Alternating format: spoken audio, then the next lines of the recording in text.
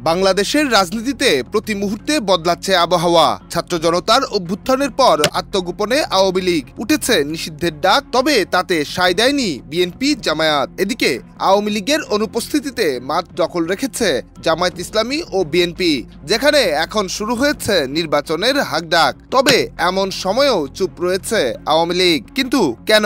এর পিছনেও কি রয়েছে কোনো রাজনীতি?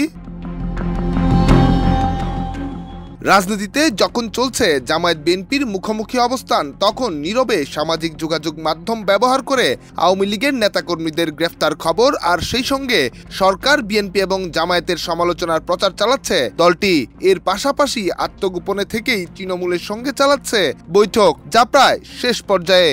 সবশেষ 19 জানুয়ারি শেখ হাসিনার বক্তব্যের পরই মাঠে নামার ঘোষণা আসতে পারে আওয়ামী লীগের থেকে। সূত্র বলছে, বিএনপি কিংবা জামায়াত নয়, আওয়ামী লীগের লক্ষ্য সরকারের বিরুদ্ধে জনমত তৈরি, যেখানে সুযোগ বুঝে অন্য রাজনৈতিক দলের সঙ্গেও মিলে যেতে পারে আওয়ামী লীগ।